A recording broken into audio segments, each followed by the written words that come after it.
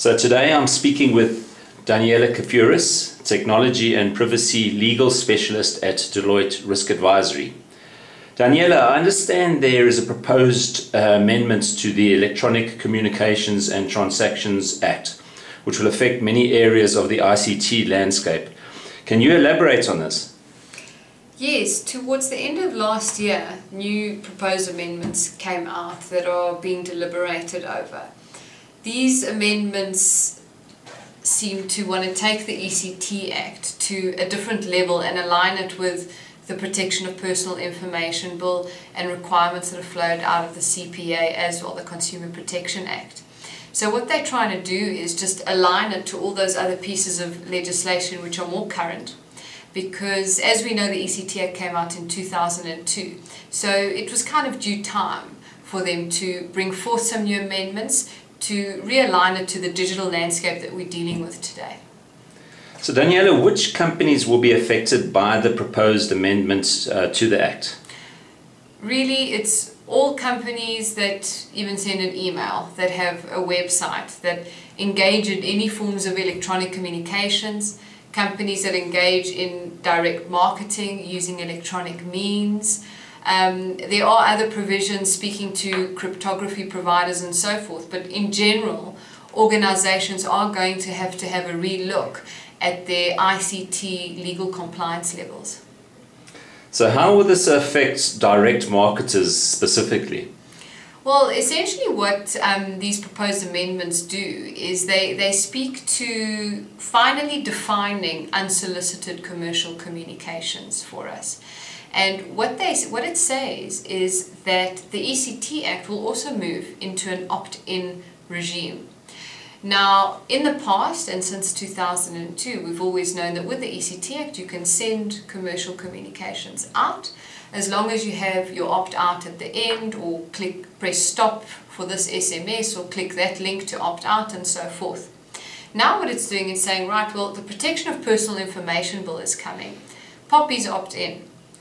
In any case, POPI was going to replace the provisions in the ECT Act, but they're already realigning them to be opt-in as well, just like POPI. And this is what's going to cause quite a bit of disruption in the direct marketing world, because until now, direct marketers didn't have to worry about the consent issue, about someone physically ticking the box. We only were stressed about whether they unticked the box. So quite a bit from a process perspective around direct marketing is going to have to change in organizations, and it's going to push them towards redefining what their digital marketing strategies are going to be for the forthcoming years. And what are the proposed penalties for non-compliance? All the fun stuff. Well, basically, R1 million fine or 12 months imprisonment is what they've brought forth for a contravention from the perspective of unsolicited commercial communications, which is quite higher to, what it's been in the past. And in general, the proposed amendments to the ECT Act have brought forth much higher fines in the ICT landscape to anything we've been privy to in the past. And what should companies be doing about it? Well, it's time to reassess your ICT legal compliance in your organization. In 2002, when the ECT Act came out, some organizations took it seriously, some not. Some stressed about compliance, some didn't really. And this is now pushing everybody to that page where they say, right, I've got the Protection of Personal Information Bill coming. We've already been through all the CPA steps we need to take, and now the ECT Act is realigning itself here too. Well, I guess it's time to reassess our legal compliance strategies and what we do going forward.